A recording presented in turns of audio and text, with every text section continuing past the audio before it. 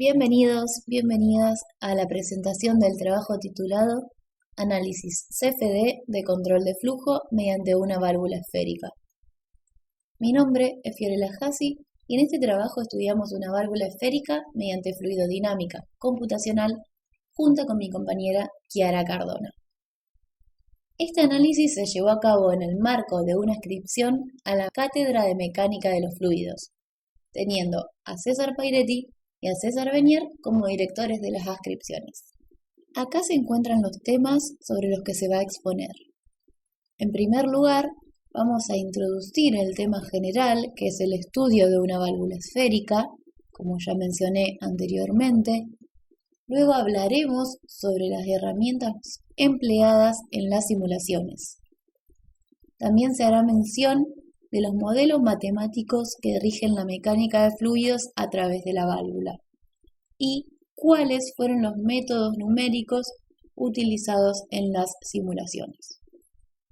Después presentaremos la geometría de este trabajo y el mallado que se realizó sobre la misma. Posteriormente, también hablaremos sobre un trabajo que se hizo antes de la válvula esférica, que es un análisis sobre una estricción axisimétrica.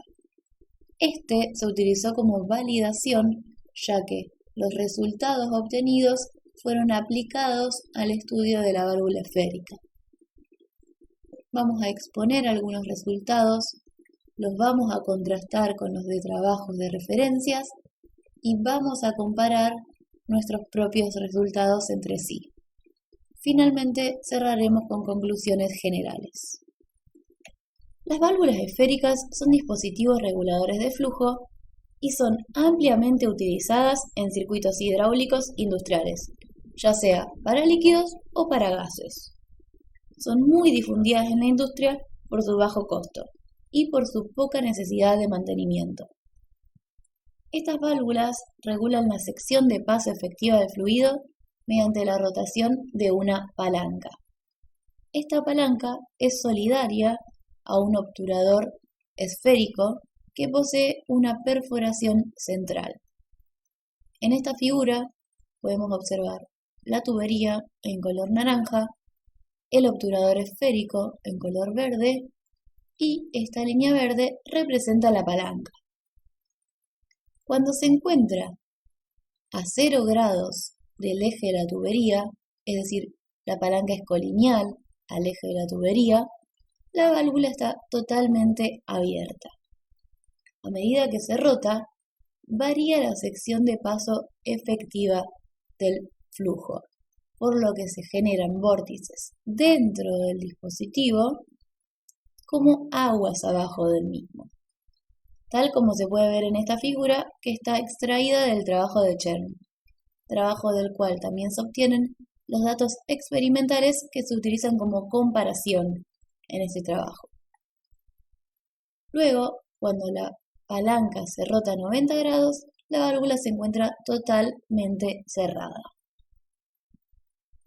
Con respecto a las herramientas utilizadas, en primer lugar, se generaron las geometrías 3D mediante una herramienta CAD para cada ángulo del obturador que se estudió, es decir, para ángulos que van desde 0 a 50 grados. Estas geometrías se exportaron a la plataforma SimScale, que está basada en OpenFOAM. OpenFOAM es un software libre y de código abierto. La gran ventaja que tiene SimScale es que posee una interfaz gráfica de cómputo en la nube. En SimScale se define el tipo de estudio que se va a analizar, que en nuestro caso, como estamos tratando con agua a 20 grados y con números de Reynolds que van desde 100.000 a 1.000.000, setearemos un estudio incompresible, estacionario y turbulento, definiendo el modelo de turbulencia K-epsilon. Como es un caso estacionario, se resuelve con el algoritmo SIMPLE. Luego, se setean las condiciones de borde, que son velocidad de entrada en función del número de Reynolds y presión atmosférica a la salida de la cañería. Con respecto a los solver y configuración numérica, se utilizaron esquemas de primer orden y se fijó un umbral para los residuales de 10 a los menos 5. También se establecieron 5.000 iteraciones como cota máxima. El mallado también se realiza en SimScale, pero lo veremos en mayor detalle en la siguiente diapositiva. Luego se resuelven las ecuaciones de Navier-Stokes incompresibles, que son las que se observan acá, para velocidad, presión y las variables del modelo de turbulencia, que son K y Epsilon. Todo esto se resuelve mediante el método de volúmenes finitos. Finalmente, el postproceso se realiza también en la plataforma. Acá tenemos la geometría particular que se utilizó en este trabajo y debajo observamos una figura en la que se destacan los puntos 1 y 2. En estos puntos se tomaron los valores de presión que se van a utilizar para calcular el coeficiente de pérdida de carga K. También vemos la malla, que es una malla uniforme con celdas aproximadamente cúbicas. Y esto se logró estableciendo 30 celdas en el diámetro mayor y 1000 en el largo. Se aseguró que 30 celdas eran suficientes para obtener resultados adecuados con una validación de una estricción axisimétrica. Acá se estudió un flujo a través de una cañería que presenta distintos porcentajes de bloqueo, es decir, se variará este área transversal. Los resultados que se obtuvieron se compararon con los de Tantoro, observándose un buen acuerdo, tal como se puede ver en este perfil de velocidades. Estos datos fueron tomados a la salida de la cañería que, con esta escala, pueden observarse con mayor claridad los datos que fueron graficados. Como se mencionó, con estas simulaciones se aseguró que la malla que se utilice en la válvula esférica otorgue buenos resultados, pero también que la cantidad de iteraciones realizadas, las condiciones de borde impuestas y el modelo de turbulencia K-epsilon sean adecuados. En esta diapositiva pueden observarse las distribuciones de velocidad para 3 ángulos girados, 0, 20 y 50. En los 3 casos, la velocidad de entrada es la misma, aproximadamente 6 metros por segundo, porque todas corresponden a este número de Reynolds. Puede notarse que para la válvula abierta, el flujo inmediatamente aguas abajo de la válvula se desarrolla, mientras que para ángulos mayores, el flujo se desarrolla a una determinada distancia del obturador. Se destaca también que a medida que el ángulo girado es mayor, por lo que el área de paso efectiva disminuye, el flujo se adhiere aún más a la cañería. También se generan mayores vórtices, ya sea dentro del dispositivo como en las cercanías. Es por esto que las pérdidas de carga son mayores en cuanto aumenta el ángulo girado. Esto se puede cuantificar mediante el coeficiente de pérdida de carga K. Este coeficiente se calcula como la diferencia de presiones dividido la densidad del fluido por la velocidad media al cuadrado dividido 2. Esta diferencia de presiones se toman en los puntos 1 y 2 que fueron mencionados con anterioridad y que en estas figuras pueden observarse a la salida y a esta distancia aproximadamente aguas arriba de la válvula. Al calcular los coeficientes de pérdida de carga para diferentes ángulos de apertura, se obtiene esta gráfica que se puede observar acá en color verde, que se encuentra entre la gráfica de datos experimentales y los de otras simulaciones. Las diferencias entre los resultados experimentales con los de este trabajo pueden deberse a pérdidas de carga no consideradas. Ejemplos de ellas es que las uniones entre la válvula y los tramos de cañerías no sean perfectas, por lo que existan pérdidas de carga localizadas que no se estén considerando.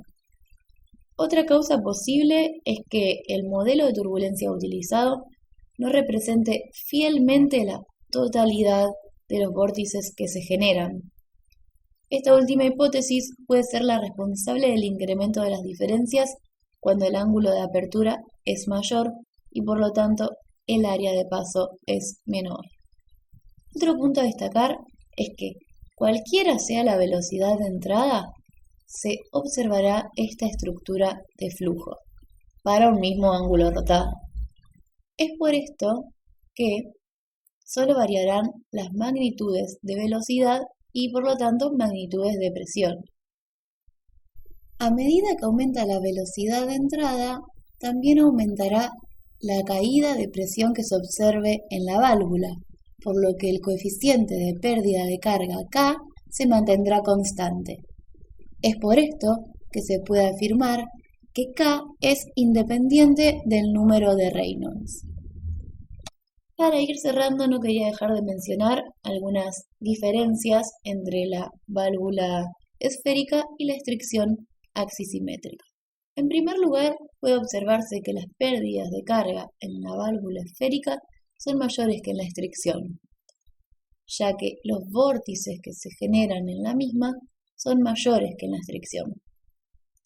Eso se puede cuantificar mediante el coeficiente de pérdida K, que se encuentra en esta gráfica, el coeficiente de pérdida K en función de la apertura para la válvula esférica y para la estricción axisimétrica. Otra de las diferencias es que en la estricción, como el área transversal es simétrica con respecto al eje de la tubería, la estructura del flujo va a ser simétrica, cosa que no se tiene en la válvula esférica.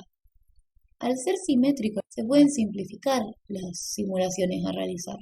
Es decir, se podría analizar medio tubo, tal como se observa en esta figura, y extender los resultados por simetría axial a toda la geometría en estudio.